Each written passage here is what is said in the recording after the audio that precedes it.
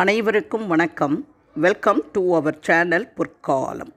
எங்கள் பொற்காலம் சேனலில் போடுகின்ற அனைத்து பதிவுகளையும் தவறாமல் பார்க்கும் அன்பர்களுக்கு நன்றி கூறுவதோடு, எங்கள் பொற்காலம் சேனலில் போடும் பதிவுகளை சப்ஸ்கிரைப் செய்யாமலேயே பார்க்கும் அன்பர்கள் அனைவரும் சப்ஸ்கிரைப் செய்யுமாறு அன்போடு கேட்டுக்கொள்கிறேன்.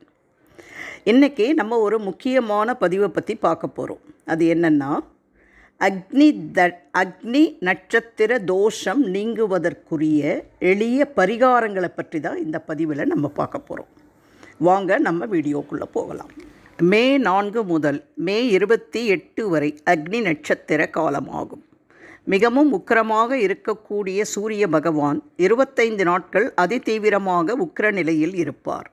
அந்த நாட்களில் வெயிலின் தாக்கம் மிகவும் அதிகமாகவே இருக்கும். இது ஒரு சில ராசிக்காரர்களுக்கு தோஷமாக ஏற்பட வாய்ப்புகள் உள்ளது. அப்படிப்பட்ட அக்னி நட்சத்திர தோஷம் நீங்குவதற்கு செய்ய வேண்டிய எளிய பரிகாரங்கள் என்னென்ன அப்படின்னு பார்க்கலாம். அக்னி நட்சத்திர தோஷம் நீங்க முதல் பரிகாரம் தெய்வங்களை வழிபடுதல். அக்னி நட்சத்திர காலத்தில் அதிகாலையில் துயிலெழுந்து நீராடிய பின் சூரிய பூஜையும் சூரிய நமஸ்காரமும் செய்வது நல்லது. முருகனையும் மீனாட்சியையும் வழிபடுவதுடன் பரணிக்குரிய துர்க்கையையும் ரேவதிக்கு உரிய பிரம்மனையும் கிருத்திகைக்கு உரிய அக்னியையும் வழிபாடு செய்வதும் நல்லது. இரண்டாவது பரிகாரம், உங்கள் வீட்டு பூஜை அறையில் ஒரு பித்தளை குடத்தில் தண்ணீர் நிரப்பி அதில் சிறிது மஞ்சள் தூளை கலந்து வைத்து விடுங்கள். அந்த குடத்தில் தண்ணீர் குறைவாக இருக்கக்கூடாது, நிறை குடமாக இருக்க வேண்டும். மறுநாள் காலை அந்த தண்ணீரை உங்கள் வீட்டு வாசலில் தெளித்து கோலமிடுங்கள். அதன் பின்பு மறுபடியும் ஒரு நிறை குடம் தண்ணீரை ஊற்றி மஞ்சள் தூள் கலந்து உங்கள் வீட்டு பூஜை அறையில் ஒரு நாள் முழுவதும் இருக்கட்டும். மறுநாள் அந்த தண்ணீரை வாசல் தெளித்து கோலம் போடலாம்.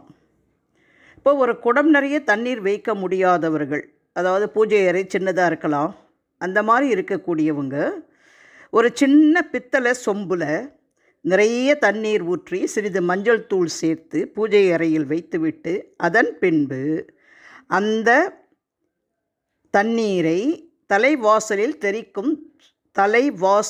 தெளிக்கும் தண்ணீருடன் கலந்து தெளித்து விடுங்கள். அக்னி நட்சத்திரம் முடிகிற வரைக்கும் இதை தவறாமல் நீங்கள் செய்யுங்க. உங்களையும் உங்கள் வீட்டையும் அக்னி நட்சத்திர தோஷம் பாதிக்காமல் பார்த்து கொள்ளுங்கள். மூன்றாவது பரிகாரம் வேப்பிலை பரிகாரம். வெயிலின் தாக்கம் அதிகமாக இருக்கக்கூடிய நாட்களில் வீட்டு நிலைவாசலில் யாருக்கும் வெயிலால் ஏற்படக்கூடிய தொற்று நோய்கள் வராமல் இருக்க வேப்பிலையை தலைவாசலில் சொருகி வைப்பார்கள்.